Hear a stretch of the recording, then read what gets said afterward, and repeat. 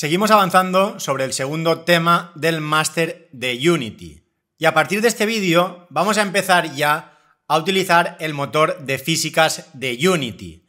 En este primer vídeo dedicado a físicas, simplemente haremos una introducción a cómo interaccionan los Rigid Body con los colliders. Y para ello se plantearán distintos tipos de escenarios.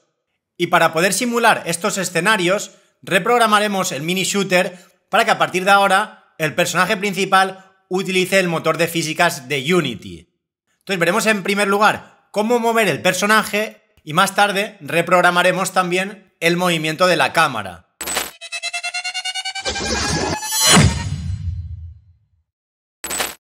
Y bien, en primer lugar hablemos de la interacción entre un collider y un rigid body. Siempre y cuando emparejemos en un mismo GameObject un rigid body y un collider, lo que estaremos haciendo es crear un objeto con física dinámica. Esto significa que este GameObject podrá moverse de acuerdo con las leyes de la física de Unity. Entonces, si ese objeto choca con cualquier otro objeto en la escena, que puede tener o no rigid body, en ese caso el motor de físicas calculará la interacción basándose en distintos factores, como podrían ser la masa o la velocidad. Entonces, a partir de ahí también surge el concepto de collider estático y collider dinámico. Un collider estático es aquel que no tiene un rigid body. Este tipo de colliders es el que se suele utilizar para objetos que no se pueden mover, como por ejemplo el suelo o las paredes. Y luego por otra parte tendríamos los colliders dinámicos, que en este caso sí que tienen asociado un rigid body y por ello podrán interactuar tanto con objetos dinámicos como estáticos en la escena. Y luego, respecto a los rigid body, también tenemos el rigid body dinámico y el cinemático. El dinámico es el que tenemos por defecto y se mueve y rota respondiendo a fuerzas físicas, mientras que el cinemático no responde a fuerzas y lo vamos a mover exclusivamente a través de código o animaciones, que realmente es el tipo de rigid body sobre el que hemos trabajado en los vídeos anteriores, el cual tenía el isKinematic athrough. Y bien, una vez tenemos claros estos tipos de colliders y de rigid body, ahora lo que vamos a hacer es plantear una serie de escenarios para que veáis cómo interaccionan distintos GameObjects entre ellos. Entonces, tal y como podéis leer aquí arriba, la interacción entre objetos con rigid body y collider y aquellos que solo tienen un collider dependerá de cómo estén configurados esos componentes. Aquí tendríamos un primer posible escenario, que tengamos un objeto 1 con un rigid body y con un collider, mientras que tenemos otro objeto que solo tiene un collider, el objeto 2. Entonces, este objeto 1 en principio es afectado por la física y puede moverse y reaccionar a colisiones y fuerzas. Y si ese collider no está marcado como isTrigger, ese objeto reaccionará físicamente al entrar en contacto con el resto de colliders. Este atributo, como vimos ya hace un par de vídeos, es un booleano y en el caso de que lo tengamos a true, lo que haría es ese collider no reaccionar a las físicas, pero aún así nos proporciona eventos para comprobar si algún objeto ha entrado en la zona delimitada por ese collider. Y luego el objeto 2, al ser un objeto con solo collider, será un objeto estático o cinemático. Si ese objeto no se mueve, actuará como una barrera que no podemos atravesar, a no ser que el collider esté marcado como isTrigger. Entonces, si el collider estuviera marcado como isTrigger, ese objeto 2 lo podríamos atravesar. Pero si isTrigger es false, bloqueará el paso a cualquier objeto dinámico. Si, por ejemplo, tuviéramos nuestro personaje con el rigid body, el isKinematic a false, y tuviéramos nuestro collider con el isTrigger también a false, entonces cualquier objeto que tuviera un collider con el isTrigger a false nos bloquearía el paso y no podríamos atravesarlo. Y luego tendríamos el comportamiento ante una colisión. Si ambos objetos tienen sus colliders configurados como no triggers, el objeto dinámico no podrá atravesar al estático. Habrá una colisión física, por lo tanto, el personaje en este caso no podría atravesar ese objeto. Y por otra parte, si uno de los dos objetos tiene su collider con el isTrigger a true, entonces no habrá una colisión física, sino que se atravesarán, pero en ese caso se producirán los eventos relacionados a triggers, como por ejemplo el onTriggerInter, del cual vimos ya ejemplos hace unos vídeos. Entonces este sería un primer escenario. Luego tendríamos el escenario de atravesar objetos. Supongamos que tenemos al personaje principal con un rigid body y un collider, y tenemos otro objeto que solo tiene un collider. Entonces, para que el personaje pueda atravesar ese objeto, o el collider de ese otro objeto debe estar con isTrigger a Through, ese sería un posible caso, y luego por otra parte también podríamos desactivar las físicas. Esto lo podríamos programar para que un objeto dinámico, como el personaje, ignore las colisiones con un determinado objeto estático. Y para ello utilizaremos Physics Ignore Collision. Veremos ya más adelante ejemplos de ello. Y finalmente tendríamos un último escenario, en el cual ambos objetos reaccionan a las físicas y colisionan. Entonces, para que se produzca esa colisión y reaccionen ambos a las físicas, cada uno de los GameObjects deberá tener un collider y un rigid body. Y además, ambos rigid body deben tener el isKinematic a false y el isTrigger de su collider también a false. Entonces, siempre y cuando se cumplan estas condiciones, los objetos reaccionarán entre ellos. Y para que podamos ver ejemplos de estos tres escenarios, lo que haremos es modificar el mini shooter para que el personaje principal reaccione a las físicas. Entonces, lo que deberemos hacer primero que nada es poner el isKinematic a false y el isTrigger también a false. Lo que sucede es que únicamente haciendo estos cambios el juego no va a funcionar todavía bien. De hecho, vamos a volver al mini shooter y seleccionaremos el personaje.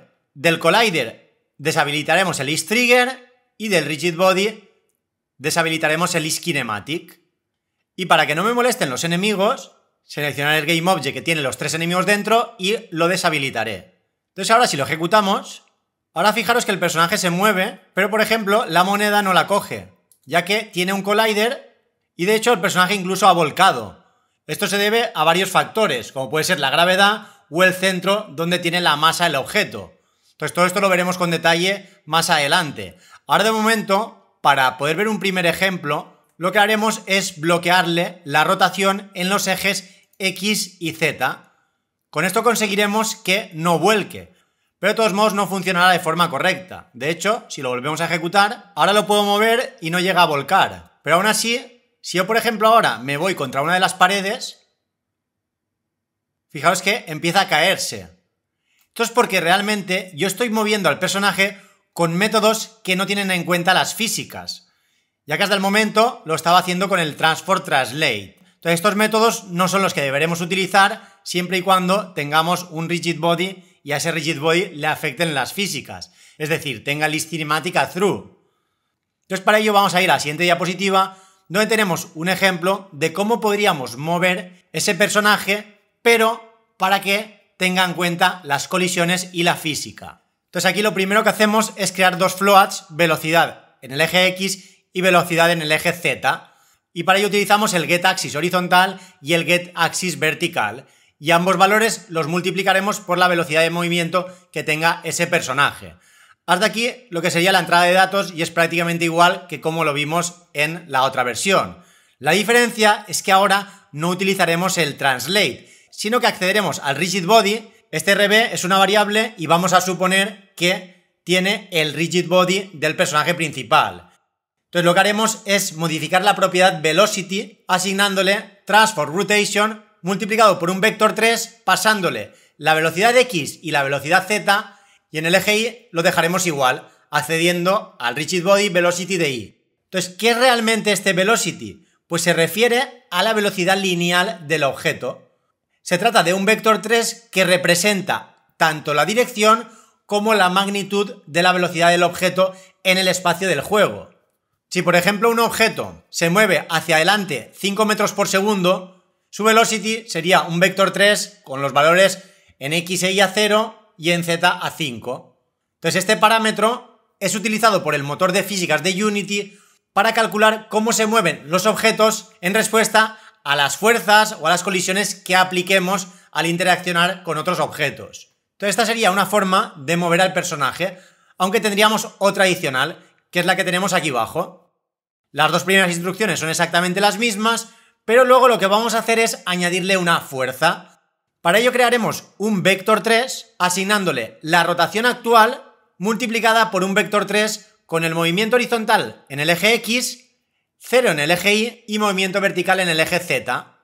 Y una vez tenemos ese vector 3 con la fuerza que queremos aplicar, utilizaremos el método addForce del rigid body.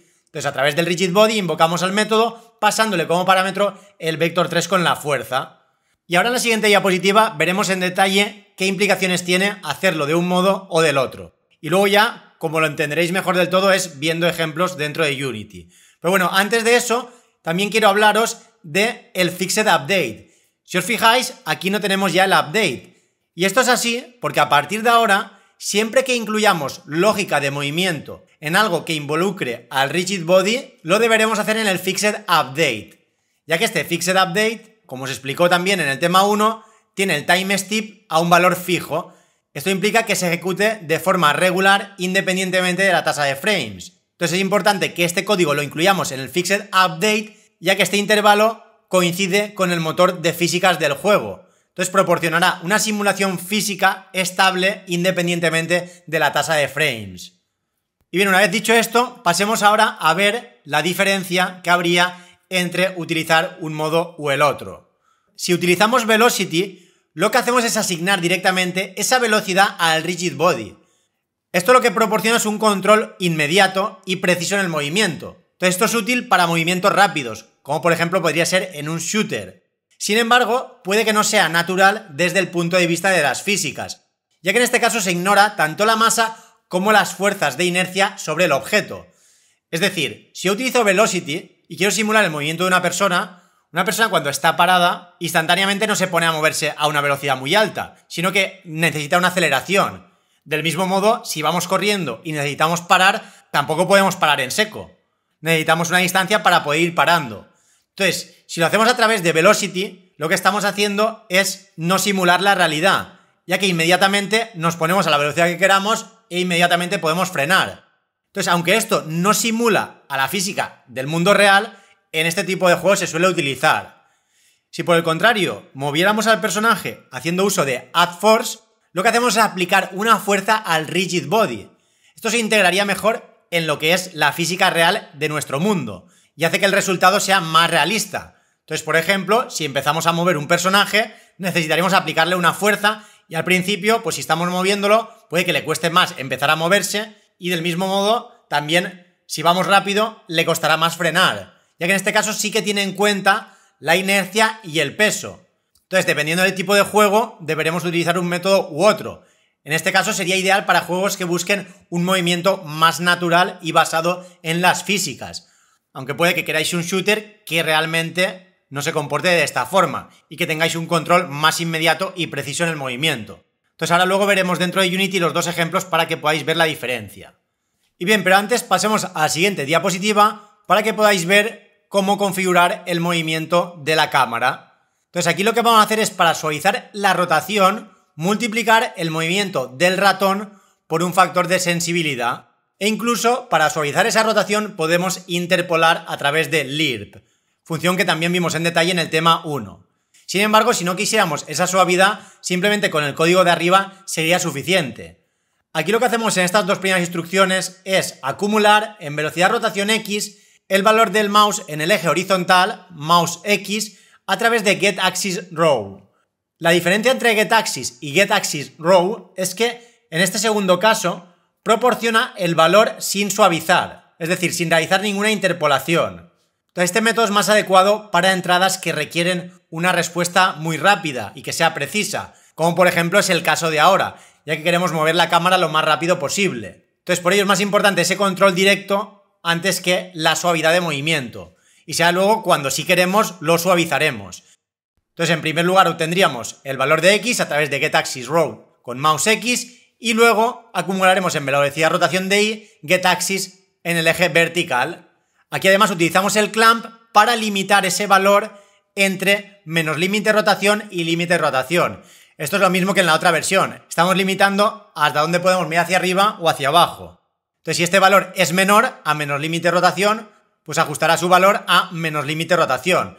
Si por el contrario fuera superior al límite de rotación, pues ajustaría al límite de rotación. Y con ello tendríamos el valor en el eje X y en el eje Y.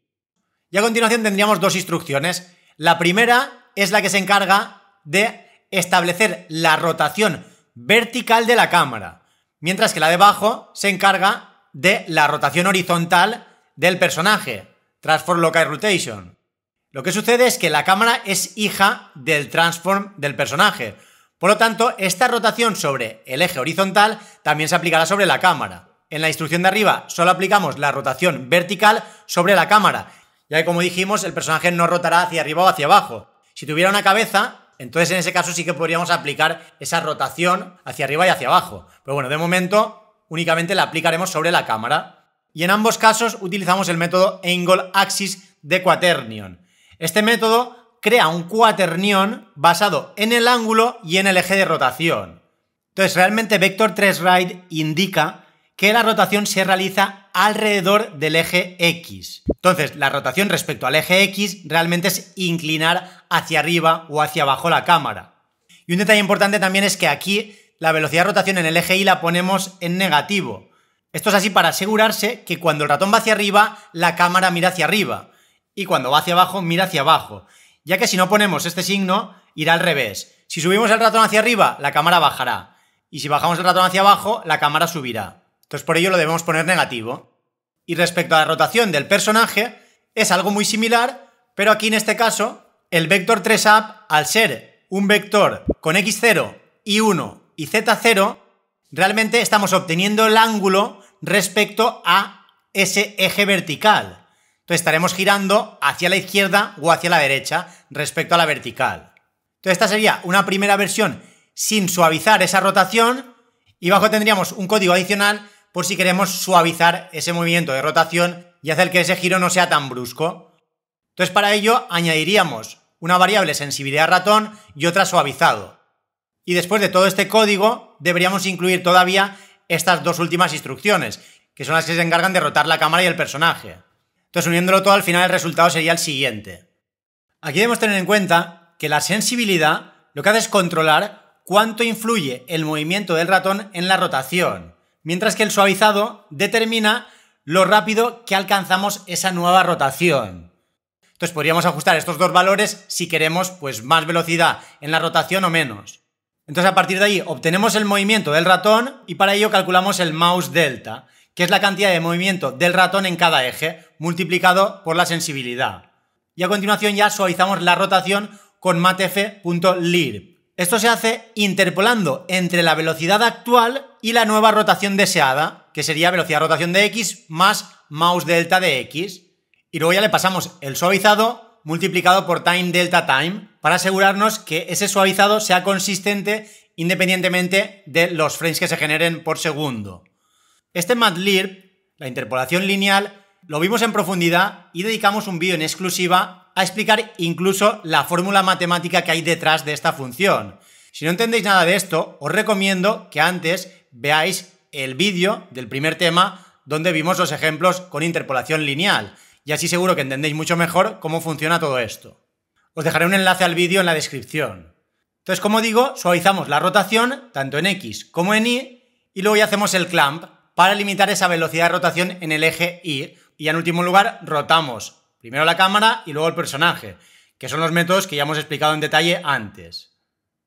Entonces ahora lo que haremos es volver al mini shooter y programarlo para que en primer lugar mueva el personaje utilizando velocity y luego que lo mueva utilizando add force, y así que podáis ver la diferencia. Y además añadiremos game objects dentro de la escena para que podáis ver cómo interaccionan con el personaje. Entonces para ello vamos a ir a la clase controlador movimiento shooter, que era la clase que se encargaba de mover al personaje. Entonces en el fixed update, en principio, vamos a moverlo utilizando velocity y luego en el update tenemos el movimiento de la cámara, tal y como lo hemos visto en la última diapositiva, y el disparo haciendo uso del raycast. Entonces si lo guardamos todo y volvemos, ahora al ejecutarlo, fijaros que no puedo coger la moneda, y eso es porque la moneda no tiene el is trigger a through, y el personaje tampoco. Por lo tanto, no podemos entrar dentro de esa zona. Si quisiéramos poder coger ahora la moneda, esas monedas deberían tener el is trigger a through. Entonces, cuando entremos dentro del espacio de ese collider, es cuando realmente cogeremos la moneda y desaparecerá. Y de hecho, ahora incluso tampoco podría atravesar las paredes. Entonces, tampoco finalizaría la partida si toco una pared. Pero sin embargo, si ahora, por ejemplo, la pared que tengo justo delante del personaje, marco is trigger, ahora sí que la podré atravesar y de hecho la partida terminará. Y si por ejemplo ahora a las monedas, a las 3, les marco list trigger, ahora ya las podré coger. Es que ahora cuando me acerco mucho, la coge y hace el respawn en otra posición. Voy a incluso cambiar la cámara para poder verlo mejor.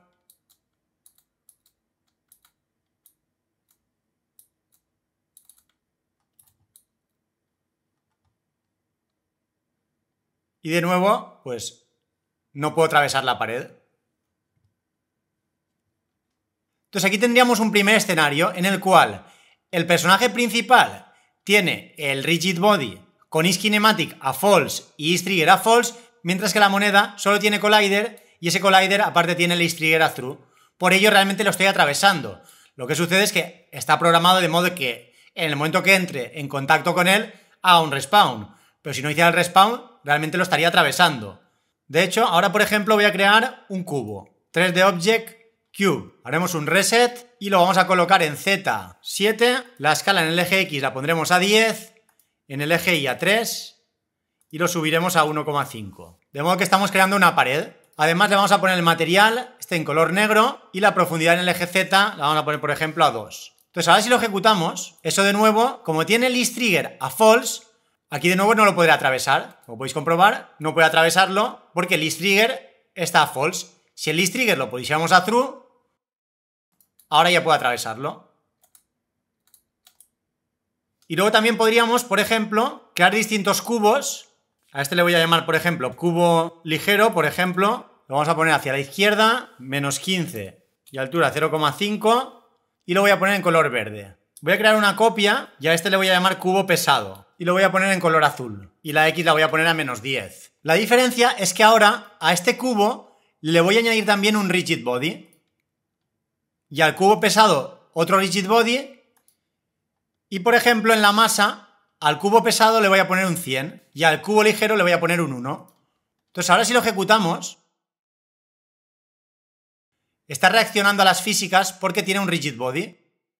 Y con el verde sucede lo mismo. Si muevo la cámara un poco hacia atrás, podéis comprobar que al entrar en contacto reacciona, porque ambos tienen un rigid body. Lo que sucede es que realmente, como lo estoy moviendo con velocity, no está teniendo en cuenta la masa. Entonces ahora lo que vamos a hacer es mover el personaje pero con el add force, para que veáis la diferencia. Entonces para ello volveremos al script y en el fixed update voy a pegar ahora el código que teníamos en la diapositiva y que se encargaba de mover el rigid body haciendo uso del método addForce. Y para poder utilizar el método, al igual que antes, lo hacemos a través del rigid body. Este RB realmente es el componente rigid body. Podríamos directamente ponerlo aquí y no haría falta ni siquiera crear esa variable. Pero bueno, al final es exactamente lo mismo. Entonces ahora la diferencia es que no se va a mover igual, ya que ahora sí que hay que tener en cuenta tanto la masa como las fuerzas de inercia. De hecho, incluso ahora, cuando lo ejecutemos, puede que el personaje ni siquiera se mueva si no aplicamos suficiente fuerza respecto a la masa que tiene. De hecho, vamos a ir al personaje, haremos clic en play y ahora estoy moviéndome con la flecha, pero no se llega ni a mover el personaje.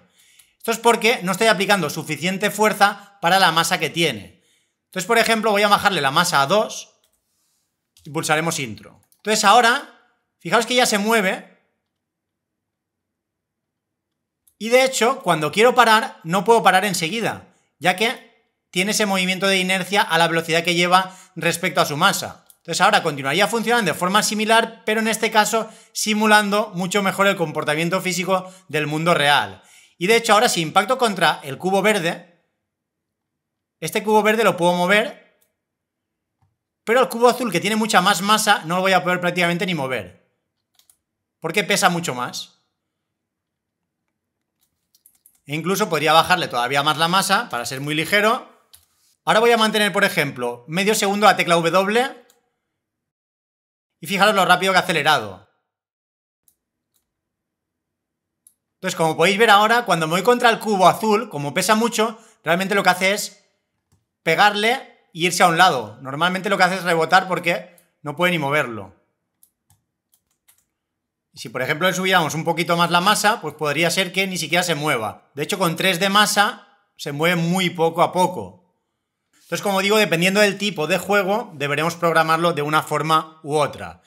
E incluso, si creamos un nuevo cubo, en este caso sin rigid body, y lo subimos, por ejemplo, aquí, y lo ponemos en color amarillo, entonces lo voy a dejar como lo tenía al principio, haciendo uso de la velocidad, y ahora cuando volvamos y lo ejecutemos, ahora este cubo amarillo, como tiene collider y no tiene rigid body, realmente es un objeto fijo que es un obstáculo. De hecho, el personaje por ahí no puede ni pasar. Mientras que los otros dos, como sí que tienen su rigid body, pues les afecta la física y los puedo mover sin ningún problema. Y las monedas las podría coger. Y de nuevo, si por ejemplo a este cubo amarillo le pongo el is trigger a through, ahora sí que lo podrá atravesar. Y de hecho, ahora si por ejemplo añadimos a los enemigos y lo ejecutamos, ahora estos enemigos al no tener rigid body atravesarán la pared. Pero si por ejemplo les añadiéramos a cada uno de ellos un rigid body, ahora al ejecutarlo no podrían atravesar esa pared. Como podéis ver aquí, están justo detrás de la pared y están buscándome.